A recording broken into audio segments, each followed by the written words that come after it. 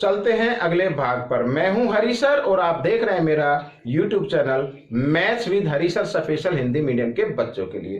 तो इस सीरीज में हम जो करने जा रहे हैं बच्चों, चतुर्भुजों को समझना अध्याय 3। जी हाँ, अगले भाग पर देखते हैं क्या कहता है ये अगला भाग, और इसमें से सीख कर दूसरों को सिखाते हैं। अगर वीडियो अच्छी लगे तो बच्चों इस वीडियो को लाइक कीजिए, शेयर कीजिए। ठीक है, चलो चलते हैं अगले भाग पर। आइए करना शुरू करते हैं प्रश्न नंबर 21।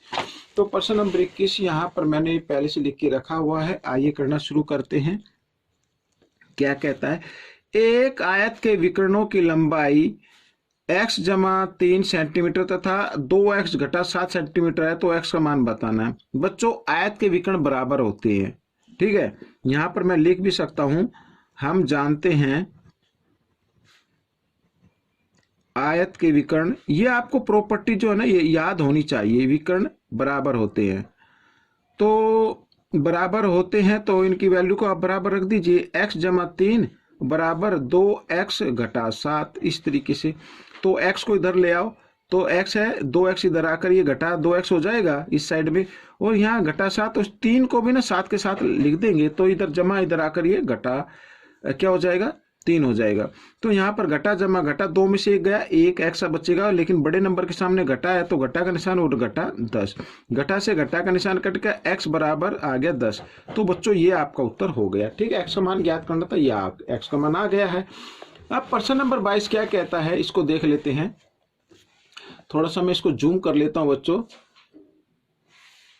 बस ठीक है।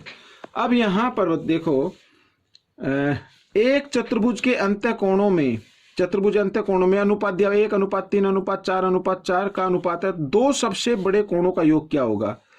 अब बच्चों इसको मैं छोटे तरीके से बताता हूं, ठीक है। अब चतुर्भुज के चारों कोणों का योग कितना होता है बच्चों, 360 होता है। इसको भाग कर देना है अनुपातों के योग से, तो योग करो, 4 और 4 8, 8 और 3 11 और 1 12, 12 से इसको भाग कर देते हैं, तो 12 3 36 0। तो ये एक आपकी वैल्यू निकल कर आ गई। इसमें पूछा है सबसे बड़े कोणों का योग, तो सबसे बड़े तो है 4 अनुपात में है, तो बड़ा कोण हम इसमें निकाल लेते, बड़ा कोण। तो क्या करेंगे, बड़े जो कोण का अनुपात है ना उसको इस वैल्यू से क्या कर देना, गुणा कर देना है। तो 30 चौक 120, 120 डिग्री आ जाएगा, यानी ये भी 120 है, ये भी 120 है। तो लिखा बड़े कोणों का योग क्या होगा, तो 120 जमा 120 बराबर हो गया 240 डिग्री। ठीक है, तो ये आपका उत्तर बन गया। अगर आप चाहे तो इसको एक बेसिक तरीके से कर सकते हैं, ठीक है। यहाँ पर जैसे अनुपात दिया हुआ ना, तो मैं आपको बताने की कोशिश करता हूँ। ये इसको आप मान लीजिए x और यहाँ पर ये 3x और ये 4x है, तो 4x और 4x इस तरीके से। तो चारों कोणों का योग कितना होता है, 360 डिग्री होता है। तो इन सबको जमा करके 360 के बराबर रख लेना है।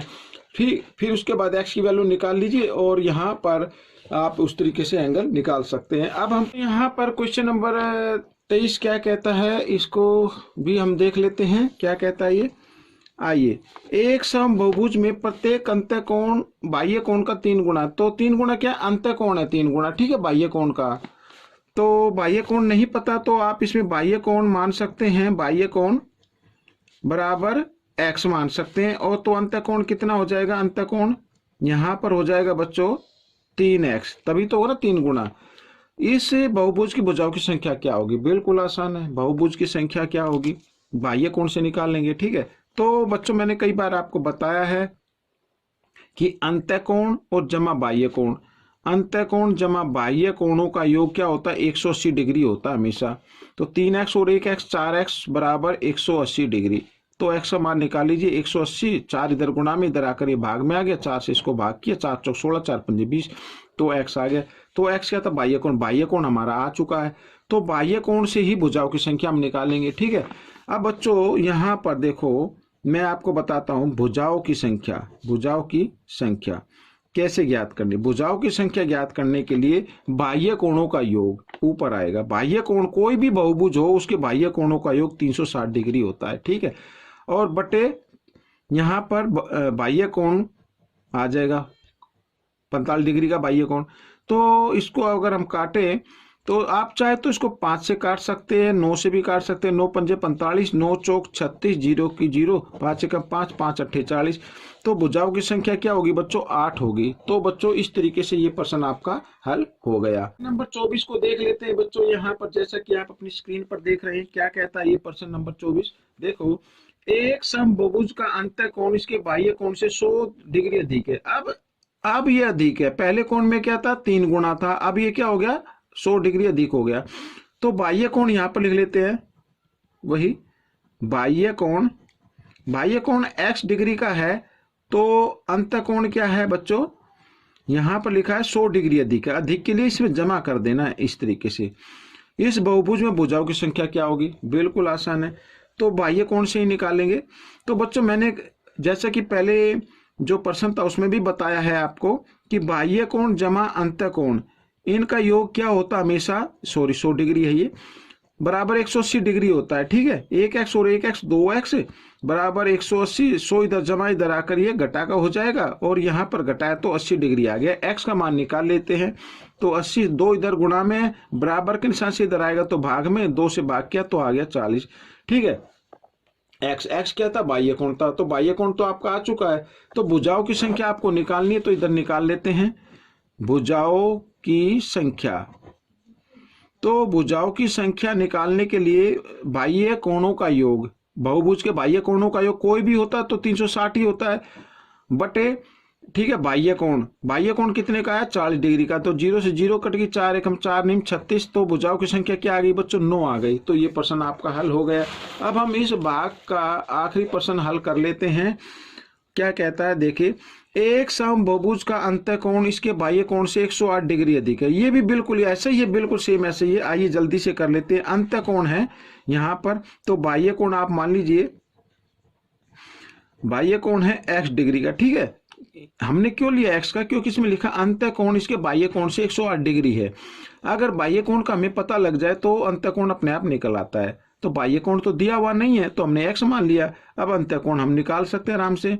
अंतः कोण, तो अंतः कोण क्या? बाह्य कोण से 108 डिग्री अधिक है, ये लिख लिया। ठीक है, अब बाह्य कोण और अंतः कोणों का योग क्या होता है बच्चों? 180 डिग्री होता है। ये मैंने कई बार बताया है। तो 1x और 1x 2x बराबर 180। 108 इधर जमा का, बराबर के साथ से इधर लेके आएंगे तो घटा का हो जाएगा। अब इसमें से 108 घटा दीजिए।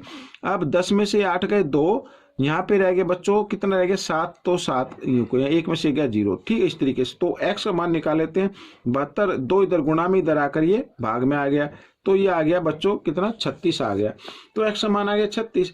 तो बाह्य कोण से ही हमें भुजाओं की संख्या ज्ञात करते हैं। तो भुजाओं की संख्या यानी बाह्य कोणों का योग कितना होता है? बहुभुज के बाह्य कोणों का योग 360 डिग्री होता है और बटे बाह्य कोण, तो 36 एकम 36 0 तो भुजाओं की संख्या कितनी आ गई? 10 आ गई। तो बच्चों ये भाग आपका पूरा हो गया है।